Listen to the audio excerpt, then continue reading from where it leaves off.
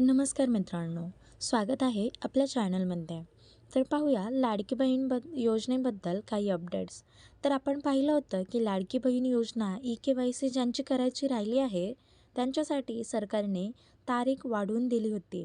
आता म्हणजेच खूप आधीपासून ई-के-वाय-सीची मुदत वाढली होती. तर त्याची शेवटची अंतिम तारीख ही 31 डिसेंबर ही आहे. परंतु आता काही महिलांनी ती ई-के-वाय-सी केलेली नाही आहे. व ते म्हणत आहेत की ई-के-वाय-सी केल्याने काहीतरी होईल किंवा पैसे वगैरे येणार नाहीत. तर ते साफ झूट आहे. तुम्ही ई-के-वाय-सी केल्यावरच तुमच्या खात्यात पैसे येतील. व ज्यांची ई-के-वाय-सी राहिली आहे त्यांनी लवकरात लवकर ई-के-वाय-सी करून घ्या. कारण 31 डिसेंबर ही शेवटची तारीख आहे. व त्यानंतर ज्या काही महिलांचे ई-के-वाय-सी झाली नाही आहे त्यांचे पूर्ण अकाउंट बंद होणार. मग त्यांना दरमहा 1500 रुपये येणं बंद होणार. त्यामुळे आत्ताच तुम्ही लक्ष द्या व ई-के-वाय-सी करा.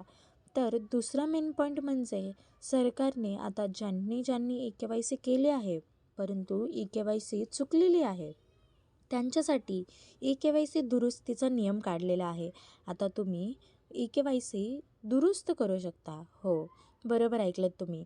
आता सरकारने हा नियम काढलेला आहे की ज्यांची ई-के-वाय-सी चुकली आहे किंवा काहींनी आधार कार्ड नंबर चुकीचा टाकला आहे, काहींच्या ह्याच्यात आधार दुसऱ्याचं लॉगिन आहे, तर त्यांनी ई-के-वाय-सी दुरुस्ती करू शकता.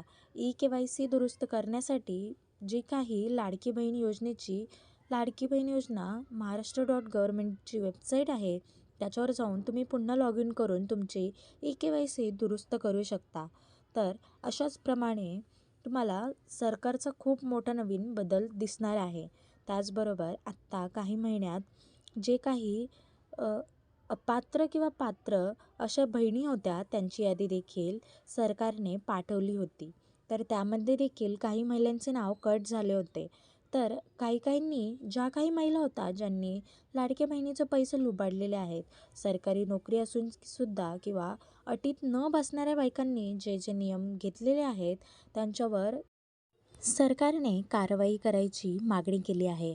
व आता ज्या बहिणींनी लाडकी बहिणीचे पैसे लुबाडले आहेत त्यांच्यावर कारवाई होणार आहे. व ती खूप कठोर कारवाई असणार. जेवढे पैसे त्यांनी घेतले तेवढेच त्यांच्याकडनं परत हिशोब घेतला जाणार. त्यांच्या अकाउंटमधनं ते बरोबर कट होऊन जाणार.